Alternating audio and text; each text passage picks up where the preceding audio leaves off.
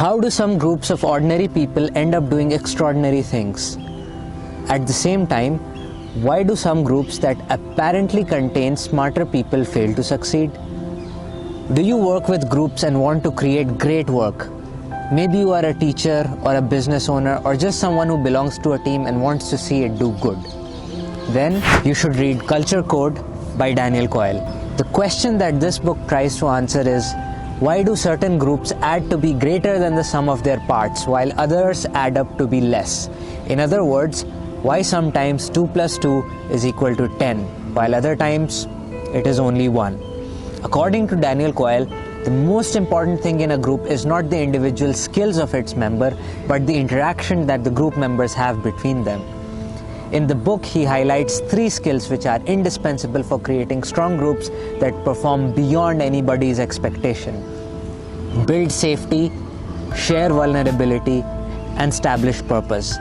These 3 skills are to be repeatedly practiced and reinforced for them to actually work.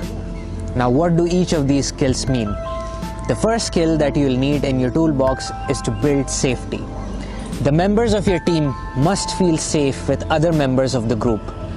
This does not only mean safe from being beaten, but also that their contributions, especially critical ones, will be listened to and that they should not be afraid of a backlash. Safety can be built with the help of belonging cues. A belonging cue is simply an action or a word that tells the other person that they are safe, that they belong here. Coyle gives out 13 ways in which you can build a sense of belongingness in your groups. If you're interested in finding out more about them, I would recommend that you read the book. The second skill for building a strong group culture is to share vulnerability. Let your teammates know that you are not perfect and that you need their help. Successful groups do this by deliberately asking uncomfortable questions among themselves and looking for honest and often painful answers. Questions like, why did we fail? What did each of us do and why did we do it? What will we do differently next time? At Pixar, for example, this process is formalized in what they call brain trust meetings. Every Pixar movie goes through a rigorous process of feedback before it comes anywhere near the final release. It is extremely important for the team leader to set the precedent for vulnerability. They are the ones who need to be vulnerable first and most often before they expect anyone else to follow. The third and final skill that Coyle highlights is to establish purpose. While the first 2 skills let group members know that they are safe and that risk is being shared within the group, the third skill is about answering the question, what is all of this for? What are we working towards? Establishing a purpose and leading a group towards it without getting lost is essential.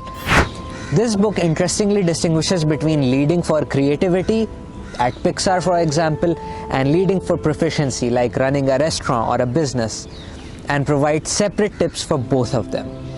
This book is filled with helpful stories and anecdotes to illustrate each and every point. I'm sure that you must be a part of some group and you want to see that group be more successful. There's a lot that you can find here to help you and your group achieve success. Let us know in the comments if you like this book. Do you belong to a group where you see these skills in action? Tell us your story. Until next time, take care.